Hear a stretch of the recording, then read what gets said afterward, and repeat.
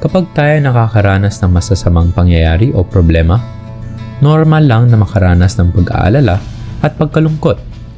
Gayunpaman, kapag hindi naagapan at nabigyan lunas ang mga problema at pakiramdam na ito, maaaring ito magresulta sa isang mental health disorder, kagaya ng depression at anxiety.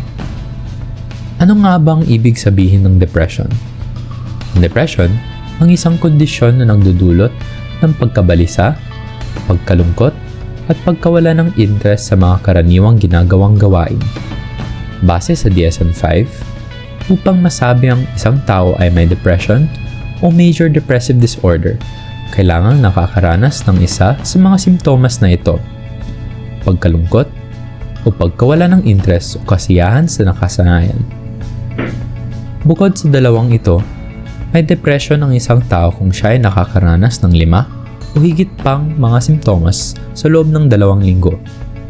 Pang-araw-araw o halos buong araw na nakakaranas ng kalungkutan, pagkawala ng interest o kasiyahan sa lahat o halos lahat ng gawain, kapansin-pansing pagbaba o pagtaas ng timbang ng katawan, pagkadagdag o pagkabawas ng gana sa pagkain, hirap sa pagtulog o sobrang pagtulog, psychomotor agitation o isang state ng anxiety na nagre-resulta sa paulit-ulit at hindi sinasadyang paggalaw, retardation o ang pagbagal o paghadlang sa iyong mental o physical na aktibidad halos araw-araw, pagkapagod o pagkawala ng energy halos araw-araw, damdamin ng pagkawalang halaga o labis-labis at hindi angkop na pagsisisi o pangongonsensya, pagkabawas ng kakayahan mag-isip o concentrate, indecisiveness o kahirapan sa pagdedesisyon, paulit-ulit na pag-iisip ng kamatayan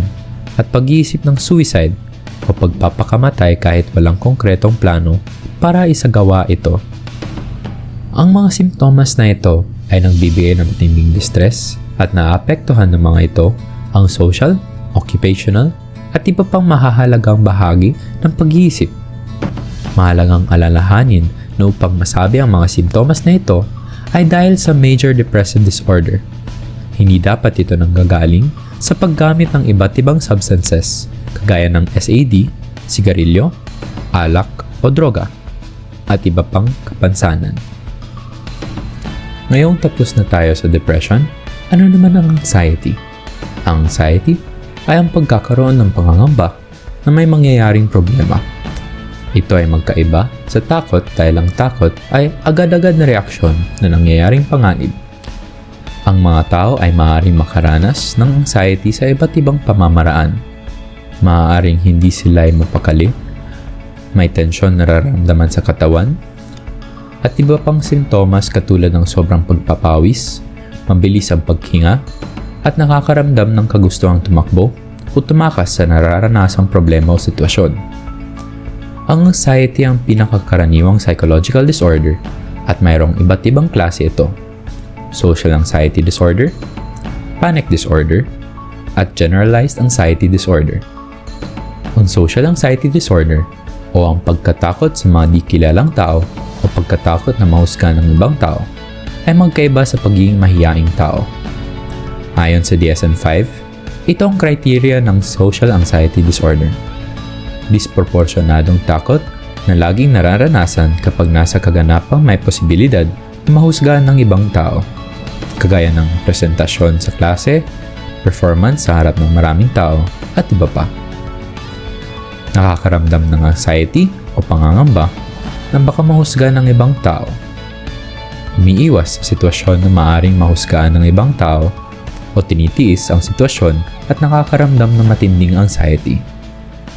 Para sa panic disorder, ito ang criteria: paulit-ulit na pagranas ng mga hindi inaasahang panic attacks. Ano nga ba ang panic attacks?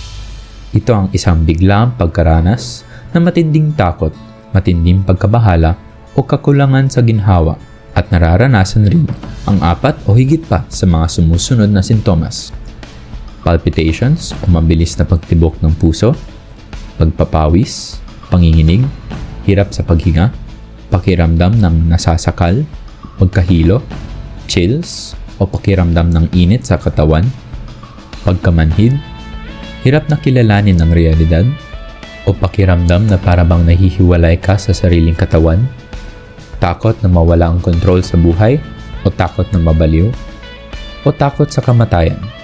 Upang masabi na mayroon kang panic disorder, nakakaranas ang pasyente sa loob ng 1 buwan ng pag-aalala sa una, posibilidad na magkaroon ulit ng panic attack.